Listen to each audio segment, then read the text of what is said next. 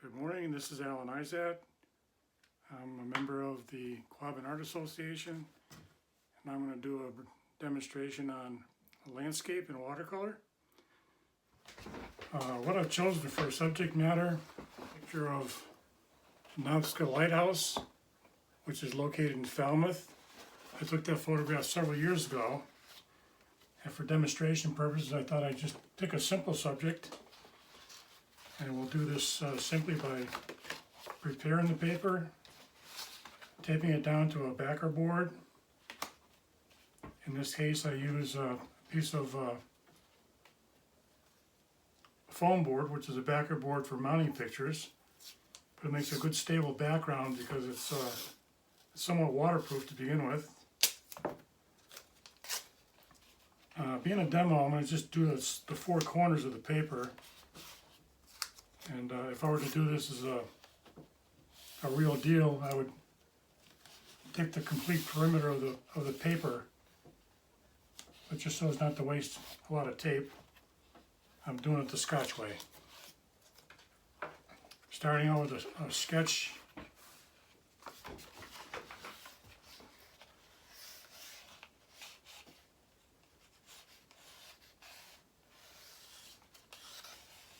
Get some of the horizon line here, and the lay of the landscape, the base of the lighthouse, the fence, and the lighthouse itself occupies about 3/4 of the picture up here. I'm going to offset it a little bit off center. We don't want anything directly in the center of the paper. It's just visually, it's more aesthetic to have it offset just a little bit here. So I'll just give a brief center line like that.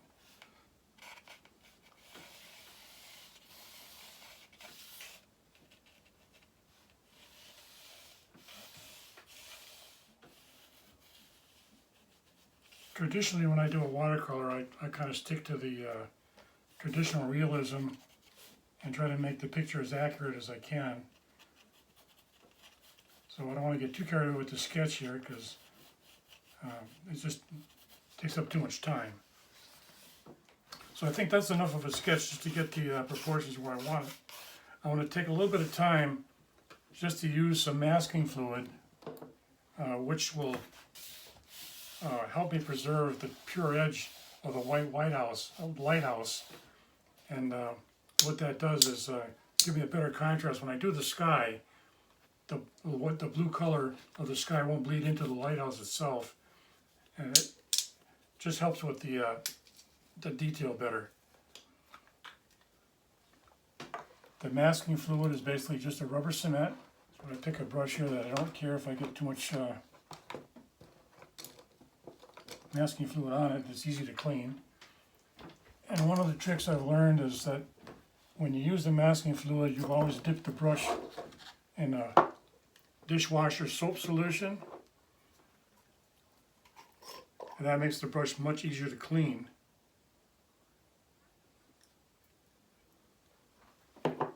So I just dip the brush a little bit in the soap solution, wipe out the excess.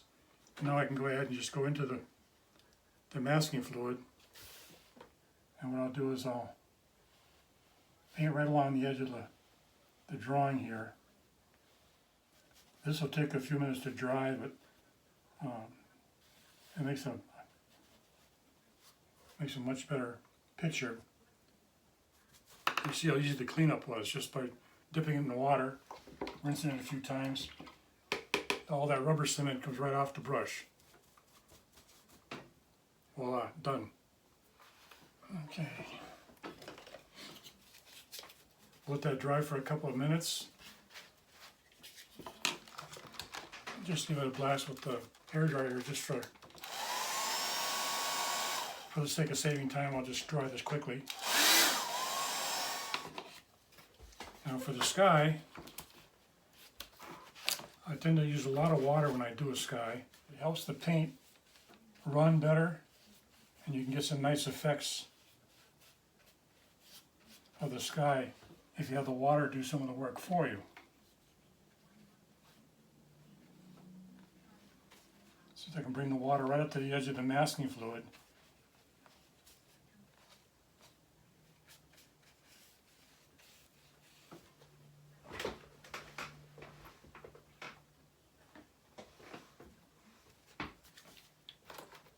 to prepare the paint. I cleaned my palette from the previous painting, so now I can go and have a nice clean palette to work from. And what I do is I activate the paint by spraying it with a water bottle.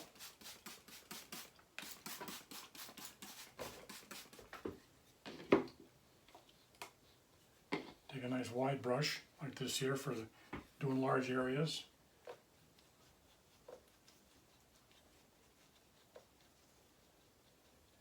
You notice I've put the brush in more than one color. I've got phthalo blue and ultramarine blue, which I tend to use for most of my skies.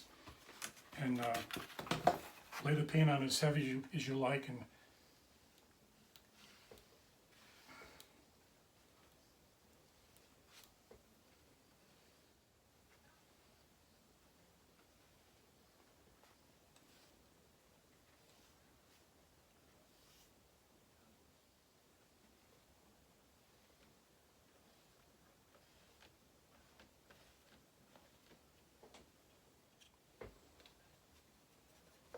I'm laying the paint on a lot heavier at the top. If you notice, on a nice bright day like today, if you happen to be if it happens to be a nice day when you're looking at this video, you can look outside at the sky and you'll see that straight up above, the sky will be a lot darker than it is at the horizon. That's just the way it reflects. Of course, the sky isn't always just perfectly flat. Some days you get a perfectly clear sky and there's no difference in the shading from top to bottom. And by using a lot of water, I like to let the water run a little bit, and it gives you more of an effect of a light wispy clouds going across the sky. Just to add a little bit more interest, what I do is I'll take a white, nice clean paper towel, just roll up in a ball, and you can just dab out some areas like that.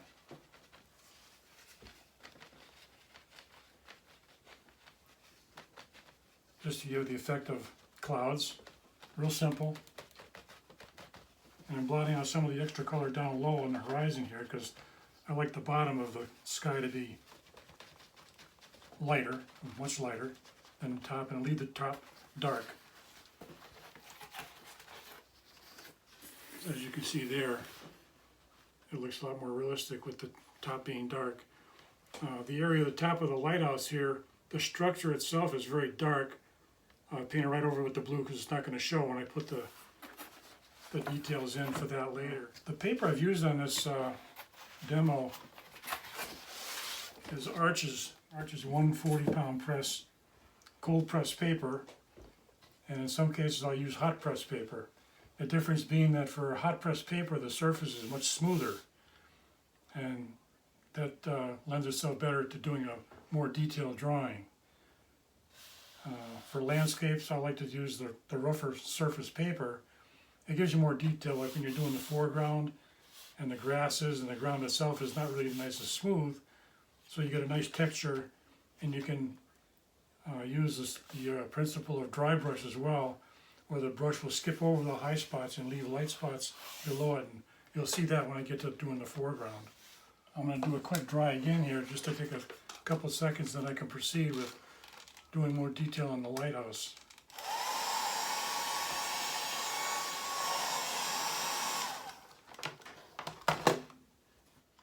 Okay, once again, for the foreground, that's a large area like the sky, but what I'll do is I'll wet the background, the foreground again with the wide brush, get a nice even layer of the water. I keep some paper towel sandy on the side, you see here, for laying the brush down, for dabbing off the excess water.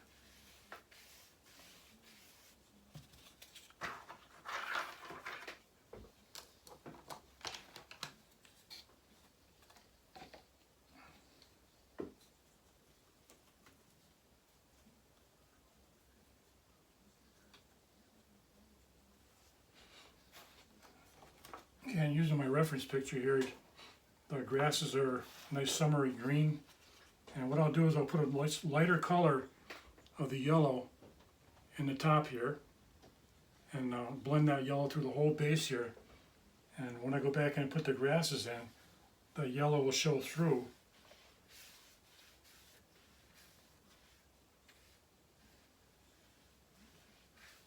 And for a painting this size here, this brush does a lot in just a short time.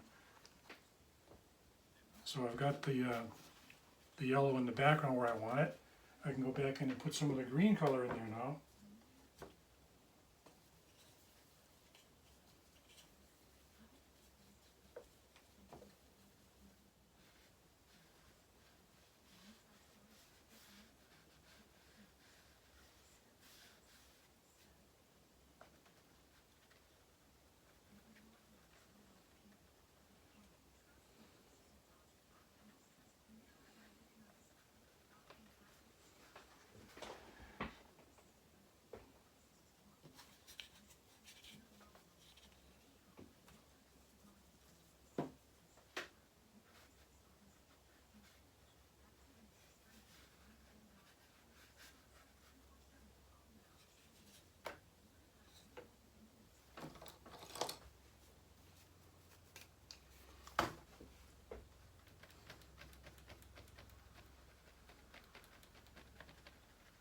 I'm taking this stiffer brush here and stippling over some of the colors here because I don't want it just to look like a streak of color going across, and the way the grass grows there, it'll look more like real grass if I kind of blot it with this brush here, and it separates the colors from each other just to make it a little bit more realistic.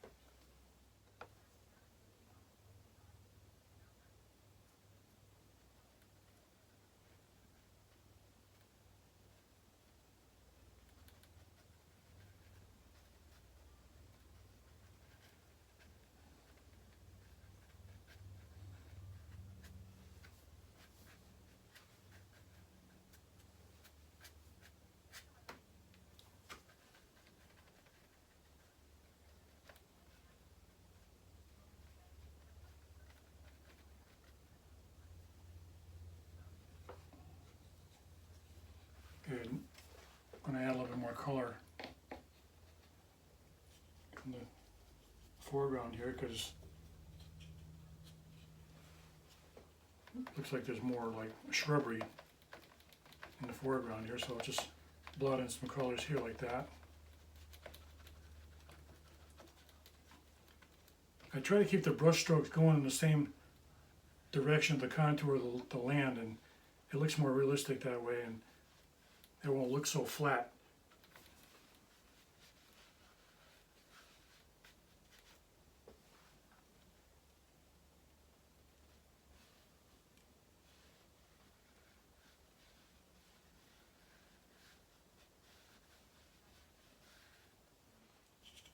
You probably noticed that I dipped the brush in more than one color at the same time. For landscapes you can get away with that, and it helps with the effect of not having one color like a rubber stamp.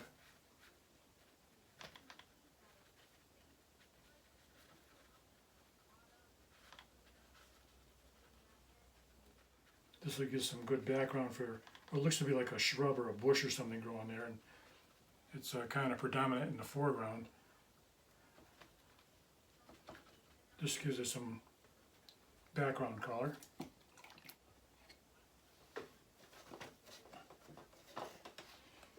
Nothing fancy about the brushes I use. They do the job because they give you the effect you want with the stiff bristles. You can see what this does. It kind of makes the grass stand up a little bit. And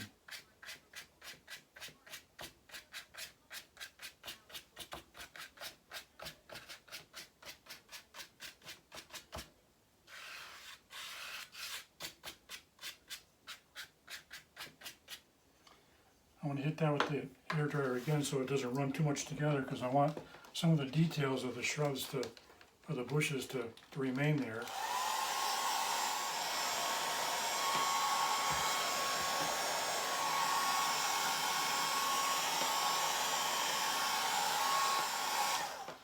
Okay, that's enough to go on to the next step.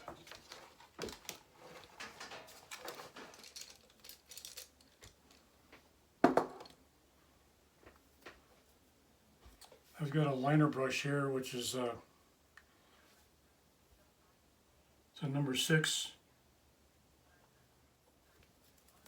and this will help if you want to put in details, like just for a quick example.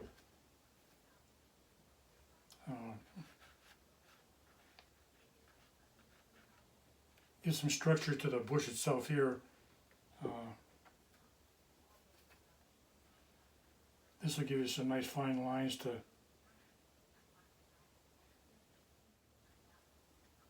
just add a little bit more interest to the foreground. You can get carried away with doing this. I mean, you spend hours just going in and painting grass, but this will just give a little bit of an idea of what you can do with the script brush.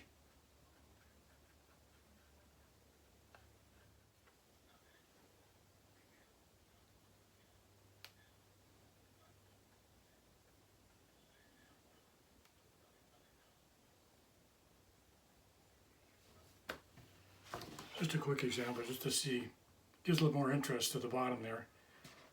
And now it looks more like a bush, so I won't get too much carried away with the detail there. I want to work on the lighthouse itself.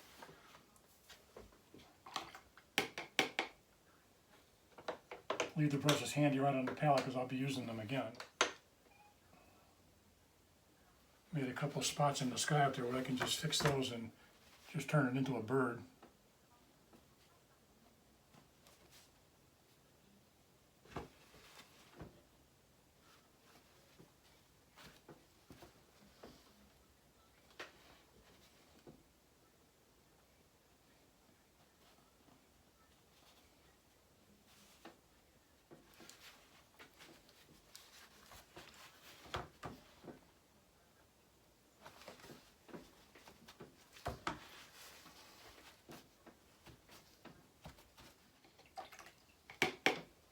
One of the advantages of using a good quality paper, if you make a mistake, it's easy to go back and put some water on it and you can lift off a little boo-boo.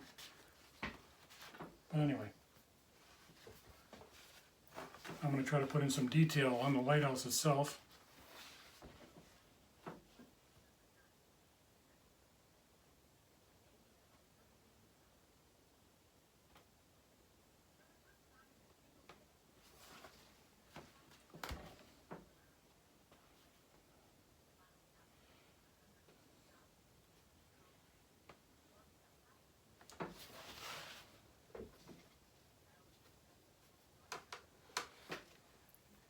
Doing the sketching with the brush in the beginning here,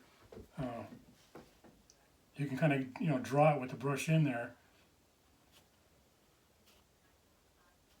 and then once you get everything where you want it, you can go back in later and put another coat, another layer on to bring the contrast out better.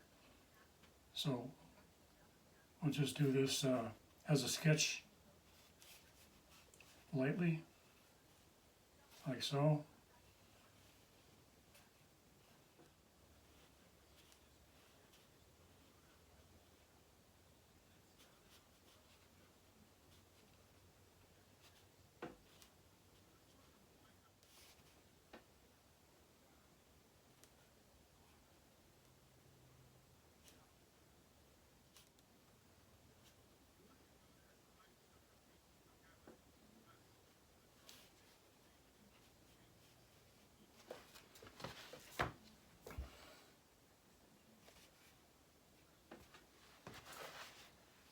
Okay, I'm going to stop there just for a minute, and the masking fluid is totally dry here now, so I can erase that off. Actually, just rub it off, and it comes off with a soft eraser.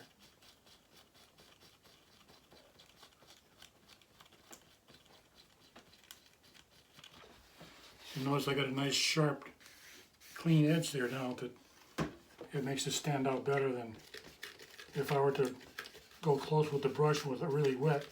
It would have a tendency to run into it, and you'd lose that nice sharp edge where the sun is shining.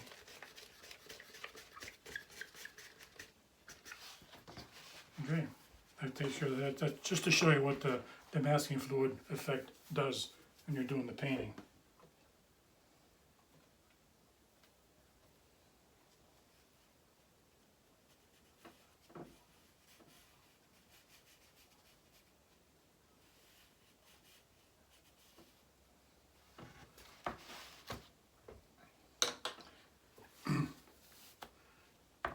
Now on our photograph we got a very distinct shadow cast across the lighthouse here, and that's going to make this edge of the lighthouse stand out really bright when I put that shadow in there.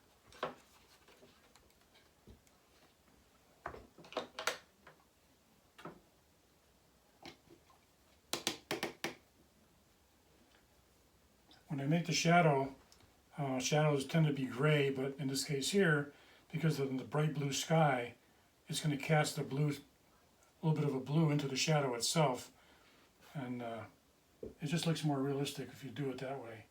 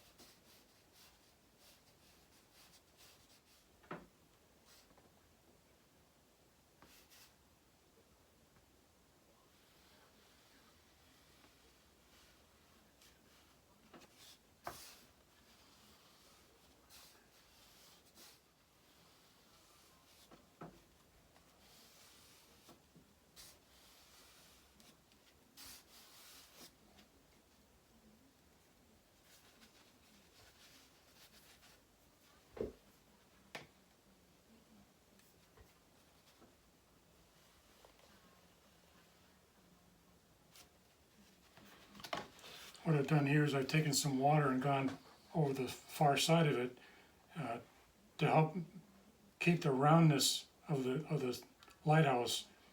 I'll leave the edge of the shadow darkest to give the contrast, but I want to maintain the shape of the lighthouse being round, so I lighten that other far edge like that, if you can see that.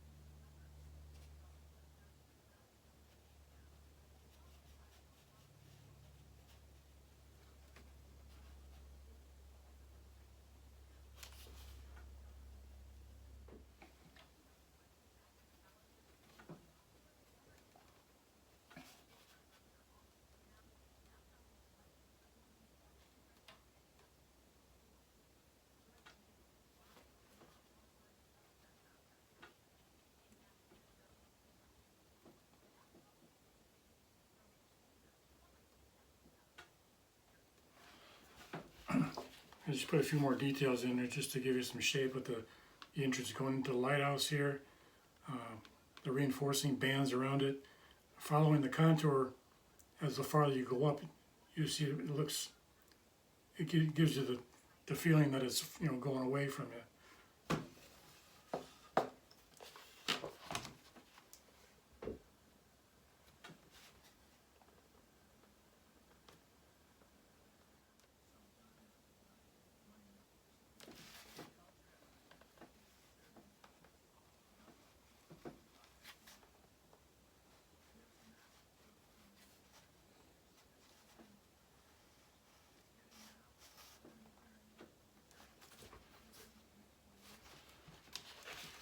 So here again, you can get carried away with tons of detail here. For the picket fence here, I was down here, I left the blue color in the background, the way the sun is shining through it, it's actually casting a shadow on the pickets. So what I'll do is just take some contrast color to make it look like the edge of the picket, it'll look like a shadow. I'll just do a few of them here to show what I mean.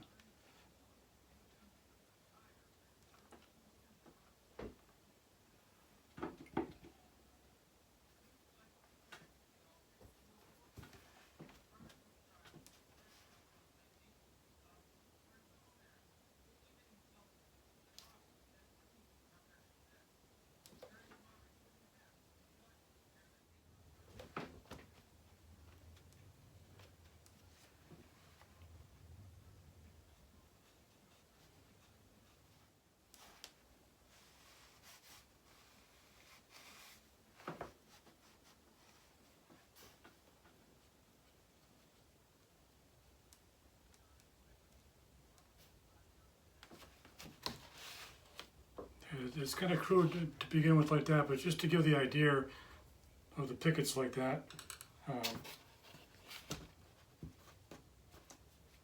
Being that they're still wet, I can blot them to lighten a little bit. And I can go back in that later and do a darker line next to each one of those lines, and the pickets will really stand out a lot better. A faithful toothbrush here for stippling to make more grassy looking grass tufts there. You can use this here to add some effects with a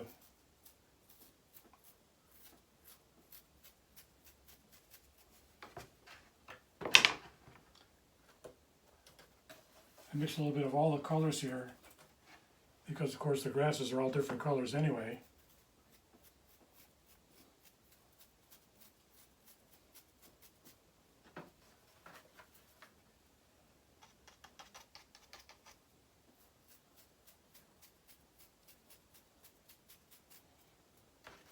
Almost like finger painting.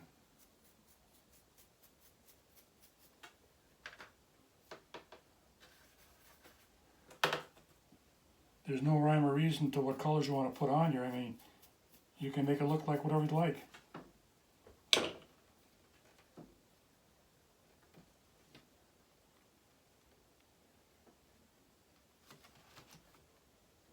Put a few leaves on the bush and it looks more like a bush. So we can try that, see, get some ideas on how simple it is to do it, and that's about 15 or 20 minutes of pushing paint around, and hopefully that's a helpful hints of what I've done there. Experiment. It's a lot of practice, I guess, and every time you do one, you learn something from it. And like I say, you can keep on going on, putting more and more details in there.